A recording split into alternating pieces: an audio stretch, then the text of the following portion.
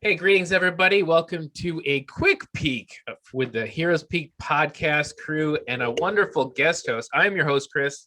With us today is Trish. How you doing, Trish? Nice to meet you. Nice to meet you. And of course, our other wonderful co-host, as always, James. How you doing, James? I'm not impressed.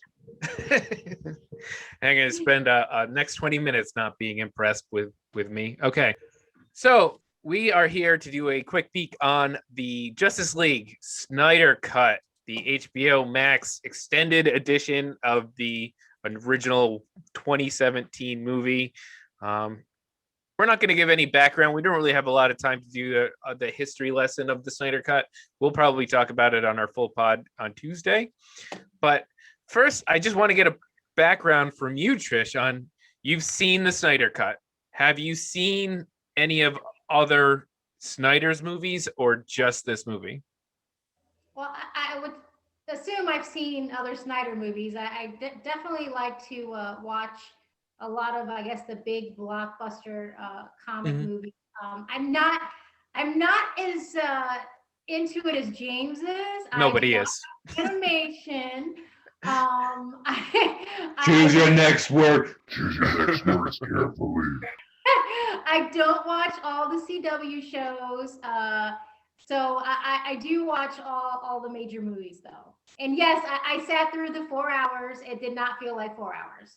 Oh, that's an interesting way to start.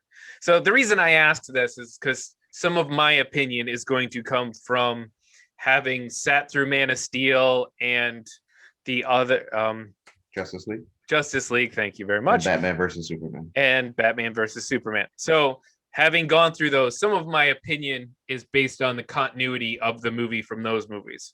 But we are going to talk specifically about this movie and our feelings about this movie. And Trish was wonderful, nice enough to come on and be someone with a difference of opinion from us, because that's what we want to hear. We want to hear people with all layers of opinion. Yeah, we don't want to be an echo chamber. That's right. Only in politics. That's all we want. Okay, so what we're going to do is we're going to try to do about 5 minutes on basically each step of this movie, and that's what we're going to talk about. So like if we do chapter 1, and we do 5 minutes on chapter 1, and tell me what you guys thought about the opening sequence, which is Superman screaming out, starting up the mother boxes, and in Bruce looking for Aquaman, trying to bring him into the league. So we're going to start with James. I want to start with you. What did you think of this opening? Specifically, you've seen the other one, the 2017 version, so there's a slight difference here. Yep. So my comment on this is going to be consistent throughout, the entire movie. Zack Snyder has always been great with the visual and cinematography. He could, build the world, set the scene. The colors, the palette has always been phenomenal. So the intro colors. Well, all right, compared to Josh Whedon, it's two different things. But seeing it's darker. James is right. It's not. Yeah, it's darker. Yeah. So seeing the moment of Superman's, climactic battle with Doomsday and his death, which we've seen before in the original Justice League, I liked how the visuals showed you the impact of his death with all of his surroundings, and then extended throughout, the rest of Gotham and Atlantis and all that stuff. Forget about the fact that scientifically you can't hear sound in the water from above the air. Let's just ignore that. It's a superhero movie. It's a superhero movie. Yeah, none of that stuff makes science sense. I thought that was pretty good. I was like, okay, so buckle my, and this is where things start positive for me. I'm like, all right, here we go. This is something a little bit different. It's not as corny as Josh Whedon's version with that opening song number that they did. This one seemed a little more connected to what exactly happened from BVS and how the impact of Superman's death or his moment of death would be to the Justice League and to the world beyond that. So I really did like the opening number and how Zack shot it and how he filmed it. I didn't realize I'd be seeing so many of these slow motion sequences throughout the rest of the movie. But at the time of watching the chapter 1, I was already giving this movie a thumbs up at that All moment. right, great. All right, Trish, now up to you. What did you think about this first this opening? Do you think he got you into the world? Were you raring to go after it? What do you think? Yeah, I mean, at this point, I wasn't sure still what to expect. I'm just going to be honest with you. When I first heard it was 4 hours, I thought it was going to be a 2-night movie. So, you know, so I was like, okay, yeah, absolutely. goes. I did notice that definitely the opening is different. I like that a lot better. I think it brings you right back to where it left off, that he's dead. It's not a cheesy opening like what the theatrical cut was. So I do think that was more appealing to me.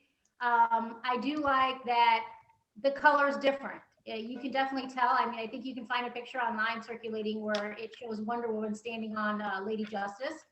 And it's two different pictures. One's a realistic pictures of the buildings in the background. It's darker, and the other one looks like it's overly photoshopped, overly brightened. So I did like that entrance. I did like it starting with Superman. It felt more like a serious movie, and it just wasn't as cheesy. So me and James do agree on the opening being good. All right, I'm going to come in as the hater here and say that I wasn't really a big fan of the opening. I like sometimes there's CG that really wrecks a scene, and I agree that the whole mustache gate from the 2017 version was too just wrecked that entire scene because of its awfulness. But the idea of what Whedon, and we're not going to be Whedon defenders here, this is not what I'm doing, but I'm saying as a storytelling device, having a scene where Superman is seen being a hero to regular citizens and a reason that people would mourn his death was sorely needed after BVS. And so that's what I liked about that opening versus the other. Though this opening, I would say, is cool because Snyder did the same thing in BVS, where it was we're seeing the death, we're seeing Metropolis, the destruction of Metropolis from Batman's point of view. Batman's point of view, good point. Yeah, which was a great opening. It was one of my favorites. And this, it's not a different point of view, but it's what's happening around it. And I thought, okay, I'm into that, but I do miss that little prologue of Superman being friendly and nice and being Superman. So I did miss that. I didn't feel like it was something that I liked or I needed. I have a lot of movies that are again, the majority of the stuff I watch is the big blockbuster movies, right. And it's just a lot of cheesiness. The little quips and things. For a 10-year-old, yeah, because that is part of the audience, because they're kids. So you have to draw them in. So starting off with something more serious and more of an adult content was refreshing. It really was, because it was like, okay, so you've already, I'll continue with it as we talk more about different parts of the movie, but that was a theme throughout. I didn't have to sit through a lot of the childish PG-13 parts that were put in by Whedon for that younger audience. It felt more like it was geared towards a more mature audience. So that's why this was nice. Yeah, I get that. I was surprised. Tell me if you were surprised, the number of jokes that were actually left into this movie. There were a few. I wouldn't say there were that many. There were a few.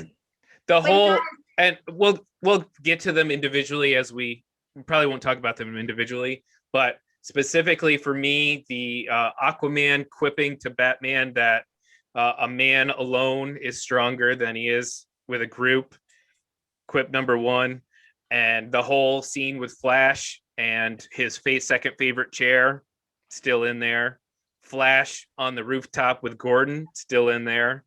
You know, there was a surprising number for me, not all of them, but a surprising number. I was expecting 0.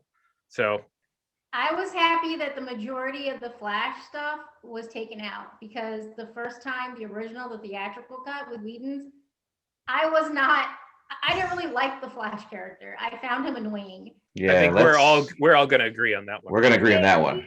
mean, it wasn't an enjoyable character to watch. I really didn't care what happened to him. I'm just gonna be honest.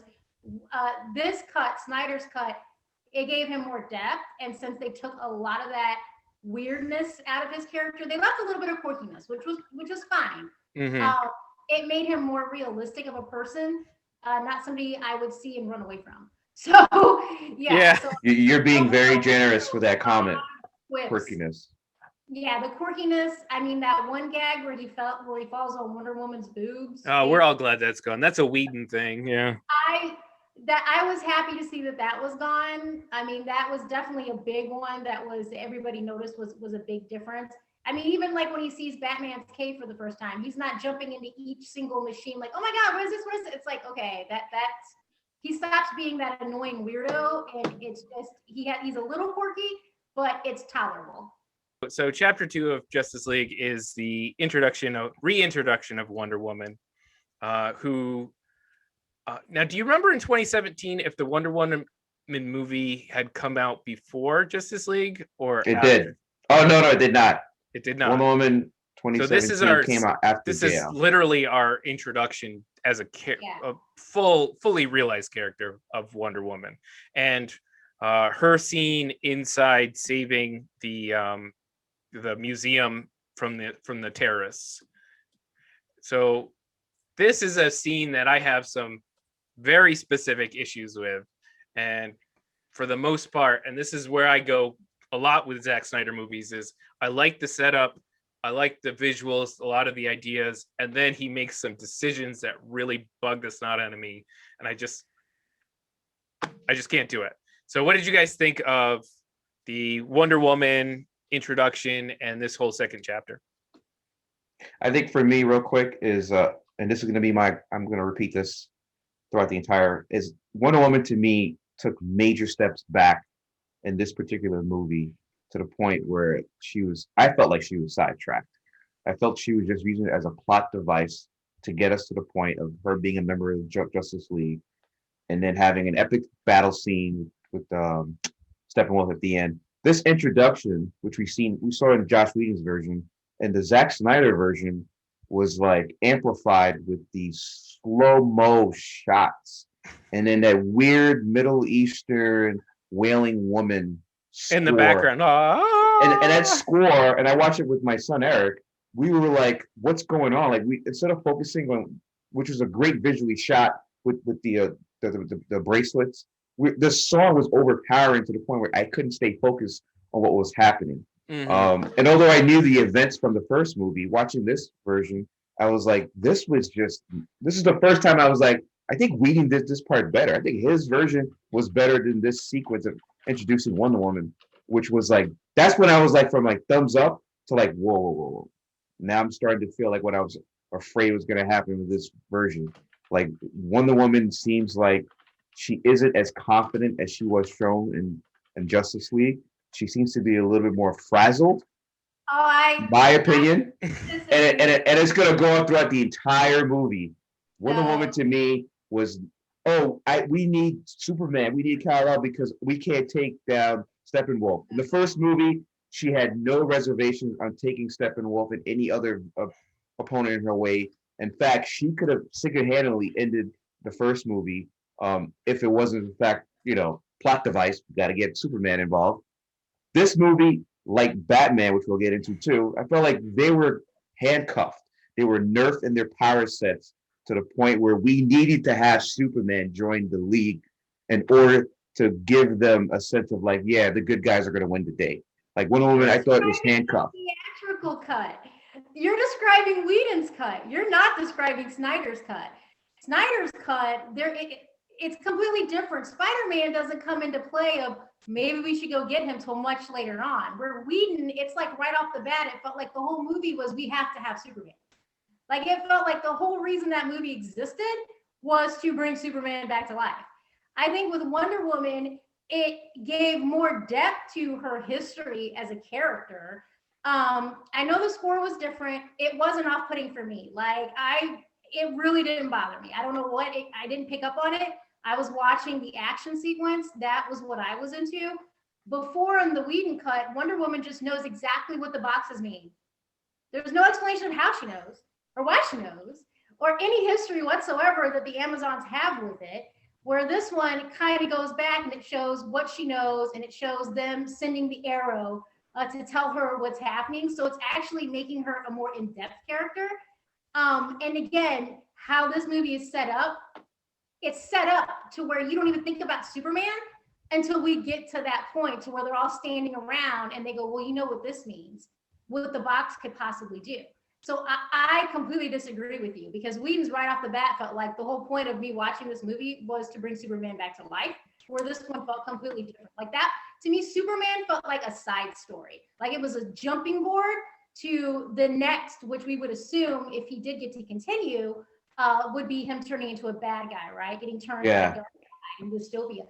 Yeah. That's what it felt like. The Superman part of it was a jumping board, as a lot of the characters felt like it was setting up jumping boards for future movies. But to me, this felt more like it was about the plot and where we were getting and him setting up the characters for the future. So I completely disagree with you. I got the opposite impression completely. One thing that bugs me here is they're acting like they've had this bond with these characters that needs to be that they're connecting somehow, when in actuality, like Lois Lane has known Superman for a year and a half, and Wonder Woman met him the day he died, and Bruce Wayne basically wanted to kill him, and then he died, and he said, "Oh, I'm going to change my life forever." Like they're giving us epic moments with these characters without earning those moments. They're wanting to pretend that there's some deep relationship that they want to reconnect without giving us that deep relationship, and that it bugged me a lot to have, okay, I went way beyond what we were talking about.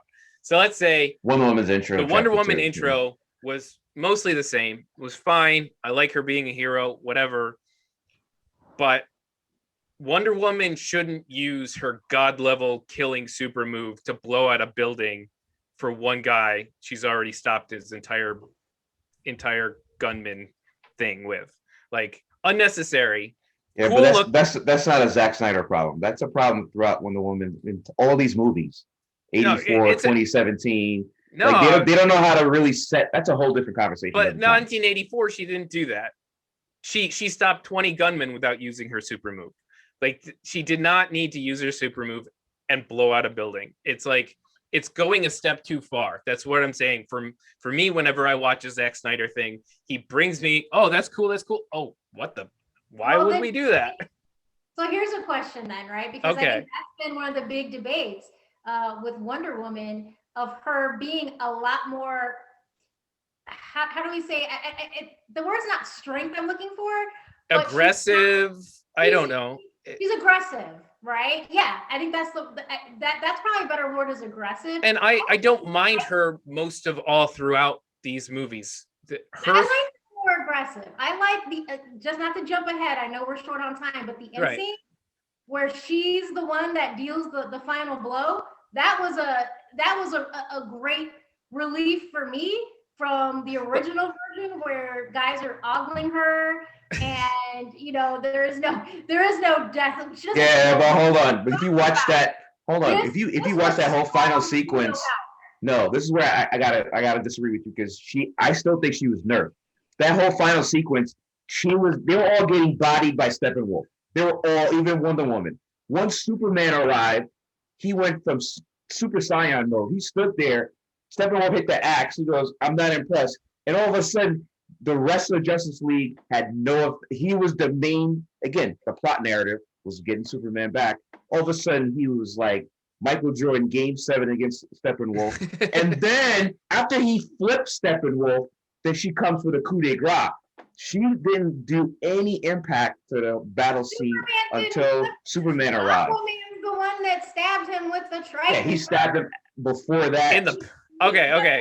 Yeah. I guess we're having a back and forth here. We see Superman come back and fight Wonder Woman, Aquaman, Flash, and Cyborg, basically destroying them without a thought, headbutting Wonder Woman into the pavement. So what level is he at compared to the rest of the Justice League in this universe? That's it. It is a question that has to be asked, because if Wonder Woman can take down Ares, Darkseid steps his butt off the plane, he's ready to kill some people, he hits the ground, whatever, and then Zeus and Ares beat him to a pulp. Like a bully, like a school bully. They basically just about chop his head off. They Thor him, and he gets dragged onto his plane and run off so badly that he forgets where he was. And he forgets. That's the critique I have on this, the Lost Planet. Like, that's Zack Snyder. This is all Zack Snyder. You can't blame Josh Whedon for that. Critique. Yeah. Okay. We can talk about that if you want to. Right. You have a critique on that, because I mean, it that was odd to me. I mean, I get it. I heard her explain that the boxes went silent and he lost it in a trillion planets because they went silent. The Earth was no longer visible. But wouldn't you like take a note? Like, that's what I said. He takes terrible records. And then the boxes were silent. Like, when I get strong and I'm ready to go back and I want to check to see if the gods are still there and make sure that there's, no guardians in this galaxy, because they even point that out, that there's no guardians in that galaxy when the box awakens. Wouldn't you check once in a while? But he just goes on to conquer 100,000 planets and never thinks to go back. So basically what they're saying is that he is scared of Kryptonians. He is scared of the old gods, because he didn't even want to remember where he was and there weren't even Kryptonians there. So if he knows of Kryptonians. Yeah, that's a big... Me and James had this argument because there's a point where Steppenwolf actually lists what's missing. He says there are no lanterns. No lanterns. There's no gods. And no Kryptonians. And we're united. Because that was a big part of Wonder Woman's, one of her spiels, is we all had to, we were united. So now he's saying all that's gone, and they do say there's no guardians in this galaxy. So wherever the galaxy, maybe they weren't on this planet, they could have been someplace else, who knows. So I don't find that hard to believe. What I find hard to believe is, do you not have navigation? Yeah, he did not save the previous address that you were at. What I love about Zack Snyder, and what I wanted out of a DC versus a Marvel universe, was I wanted to feel like they were gods fighting. I wanted epic battles, and a lot of times I get that from him. I love the way he shot Man of Steel, the battle with Zod. One of my favorites. I actually enjoyed the third act here with the fight with Steppenwolf. I enjoyed that stuff, but then these decisions and this inconsistency, and unfortunately, maybe it's because I'm just a huge nerd and I really think about it too much. I just went, you can't do this to me, Zach. You can't do this to me. See, and I think that was one of the big debates I had with James, and how me and him could not see eye to eye, because he would bring up like, this history is supposed to be, and I'm like, I sat through a 4-hour movie. I felt it was 2 hours. I mean, I didn't even notice. I enjoyed it so much that I actually rank it as one of my favorites of all the comic movies. So as a person who isn't into that kind of detail and power levels and really into that nitty gritty, looking at the movie by itself, it was a masterpiece. And Trish was just waxing poetic about the plot. To me, that's one of my biggest issues with this movie. It's not the visuals, it's the plot and the score, but the plot. Like this one thing that I came out of this movie knowing for sure is what Josh Whedon did. And some of us poo-poo Josh Whedon, rightfully so. But now I'm realizing that Josh Whedon didn't create a new movie. He took what Zack Snyder's 4-hour cut was and he chopped it up. Probably did a terrible job chopping it up, but he had a tough position to do when Warner Brothers said, hey, listen, this dude is out. He's done. He lost, family tragedy. We need you to save this movie. And he, sliced and diced, and then he threw that, stuff. It was garbage. It seemed a 4-hour cut. To me, this movie is still trash. The only difference between this movie and this Josh Whedon movie is the fact that there's a lot more development of two characters that we didn't get because Josh cut that out. And that's probably why Ray Fisher was calling Josh Whedon racist. That's a whole different conversation. Because now I see why he was so underserved between the two movies. And Flash. Cyborg and Flash had a lot more development in this version than what was cut out in the original version. And that to me was a positive. It's so big of a thing. It is a big event. And I'm giving Zack Snyder his due here. He made a big event movie. It really is worthy of a big event movie. I really thought it was going to be less than it was. It didn't change my mind. We're going to do our final wrap-ups. We're each going to give our opinion here and a final closing bit here. So my problem is still, it's the same movie with a lot more stuff in it. It's a lot more.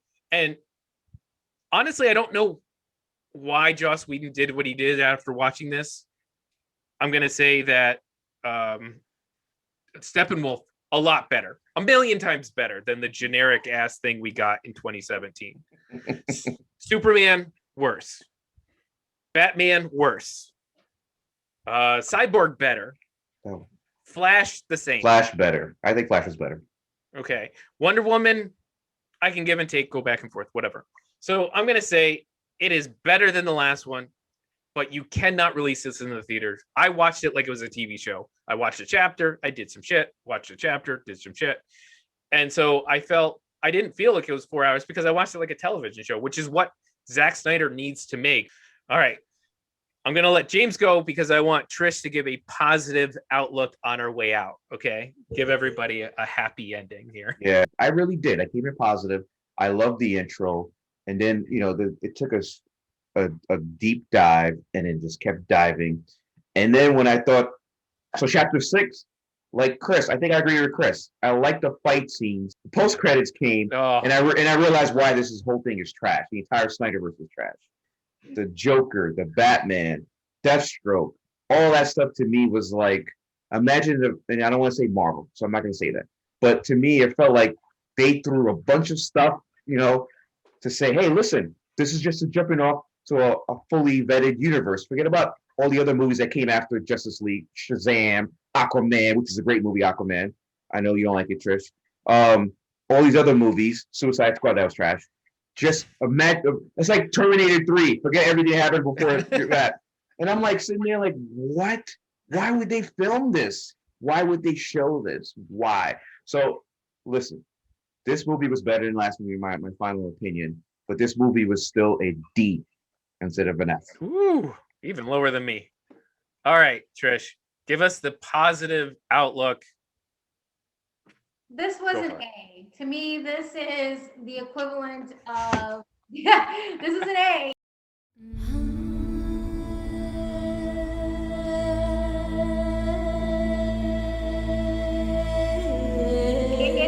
It's the DC Endgame. I know James is going to hate that, but that to me is how it felt.